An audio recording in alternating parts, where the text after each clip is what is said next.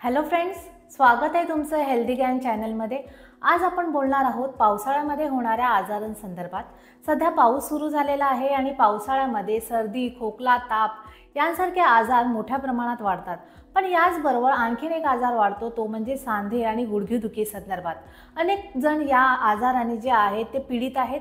त्यामुळे ह्या लोकांनी पावसाळ्याच्या काळात स्वतःच्या आरोग्याची काळजी कशा पद्धतीने घ्यावी, कोणत्या उपाययोजना कराव्यात, या संदर्भात माहिती देण्यासाठी आपल्या सोबत आहेत झायनोवा शाल्बी हॉस्पिटलचे ऑर्थोपेडिक आणि joint replacement surgeon doctor Dhananjay Parab. Good morning, everyone. My name is Dr. Dhananjay Parab. I'm a joint replacement surgeon associated with Zainoma Shalby Hospitals, Ghatkopar. I've been practicing joint replacement for last 10 years. मी आजपर्यंत almost 10,000 patients बघितले, specially नी रिप्लेसमेंटचे किंवा गुडघेदुखीचे. तर आज मी बोलणार आहे गुडघेदुखी किंवा joint pens during मॉन्सून्स. म्हणजे पावसाळ्यात, आता सध्या पावसाळ्यात जस्ट आपण बोलू शकतो मे पासून पावसाळा चालू झालेला आहे. पण या पावसाळ्यात गुडघेदुखी किंवा सांधेदुखी जास्त का वाढते?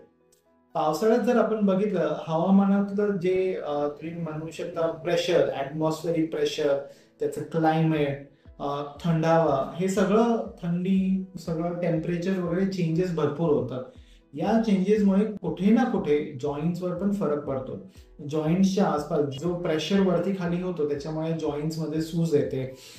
स्पेशली ज्यांना ऑलरेडी वाताचा त्रास आहे, सांधेवात होत असतो, त्यांचे गुडघे जरा जास्त झिजले, बोटांमध्ये पहिल्यापासून झीज आहे, अशा पेशंट्समध्ये तिथली जी स्नायू आहे ती जरा जास्त सुचते त्या प्रेशर चेंजेसमुळे.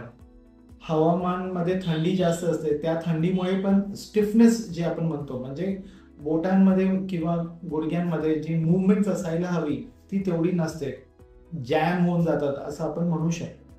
तर हे त्या टेम्परेचर चेंजेसमुळे होतात. ह्युमिडिटी म्हणजे जे आपण असं म्हणू शकतो की कधी थंड, कधी गरमी, कधी मुंबईत स्पेशली आपलं हवामान असं आहे की सतत आपल्याला घाम, ह्युमिड टेम्परेचर असतं इथे. तर त्याच्यामुळे सुद्धा इश्यूजमध्ये स्वेलिंग वगैरे येऊ शकते. तर या सगळ्या रिझन्समध्ये आपण बघू शकतो की ड्युरिंग मॉन्सून्स गुडघेदुखी म्हणा किंवा सांधेवाताचा त्रास जरासा वाढतो. तर हे कमी करायला आपण काय करायला हवं?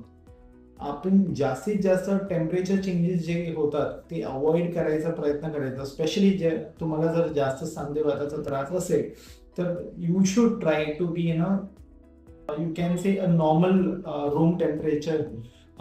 तुम्ही जिथे थोडीशी हवेशीर जागा असेल तिथं बसावं. जास्त ह्युमिड असेल तिथं बसू नये. सतत सांध्यांचं एक्सरसाइज, बेसिकली स्ट्रेचिंग एक्सरसाइजेस वगैरे करायला हवे. गरम पाण्याचा शेक करावा. जसं बोटांसाठी पाण्यात तुम्ही हात ठेवा, त्याच्यात गरम पाण्याचे जे आपण भांडी वगैरे असतात तर भांड्यांमध्ये गरम पाणी भरून तुम्ही त्याच्यात बोटं घालून शेक वगैरे करू शकता. गुडघ्यांचा गरम पाण्याने शेक करू शकता. तर हे सगळे उपाय आपण करू शकतो घरगुती, की घरातल्या घरात तुम्ही काय काय वेगवेगळे त्याचे उपाय असतात ते तुम्ही करू शकता. त्याच्यामुळे तुमचे सांधे चांगले राहतील. स्ट्रेचिंग एक्सरसाइजेस हे सगळ्यात इम्पॉर्टंट आहे. त्याच्यात जितकं जॉईंट्स मोबाईल असतील, म्हणजे जॉईंट्समध्ये मुवमेंट चालू राहील, तेवढी ते पेन जी आहे ते पेन कमी राहणार. जर त्रास खूपच आहे, स्पेशली ज्यांचे गुडघे जास्त खराब आहे, ज्यांना अर्थरायटिसचा, रोमॅटॉइड अर्थरायटिसचा त्रास आहे, ते कदाचित या फक्त घरगुती ट्रीटमेंटने ठीक नाही वाटणार त्यांना. तर अशा पेशंट्सनी आपल्या डॉक्टरांशी बोलावं, आम्हाला येऊन भेटावं. तुमची जी औषधांची गरज असते, आपण म्हणू शकतो जी औषधांची गरज असते ती थोडीशी वाढते. तुम्हाला औषधं ड्युरिंग मॉन्सून्स म्हणा किंवा विंटर सीझन्स, तुम्हाला औषधांची थोडीशी गरज जास्त वाटते. तर डॉक्टरांशी बोलून तुम्ही ते औषधं त्यावेळेस जरासा डोस वाढवू शकता. अजून एक मॉन्सून बद्दल अजून एक फॅक्टर असतो, तो म्हणजे सायकोलॉजिकल. काही लोकांना असं वाटतं की मॉन्सून्स मध्येच जास्त त्रास होतो, तर तसं जास्त काही नाही. हो, थोडासा फरक आहे, पण इतका नाही की तुम्ही मॉन्सूनला घाबराल. मॉन्सून असा सीझन आहे की जिथे तुम्ही सांध्यांची जास्त काळजी घेणं गरजेचं नाही, सांध्यांना जास्त मोबाईल ठेवणं जास्त गरजेचं आहे. So happy monsoon, enjoy. Thank you. Thank you doctor, दिलेल्या या सगळ्या सविस्तर माहिती संदर्भात. गुडघेदुखी आणि सांधेदुखी संदर्भात डॉक्टरांनी घरगुती उपाय कुठल्या पद्धतीचे केले पाहिजे या संदर्भात आपल्याला माहिती दिलेली आहे। तुम्हाला सुद्धा अशाच प्रकारचा गुडघेदुखी किंवा सांधेदुखीचा त्रास जाणवत असेल तर डॉक्टरांनी दिलेल्या या टिप्सचा नक्की वापर करा आणि तसं करण्याचा प्रयत्न करा।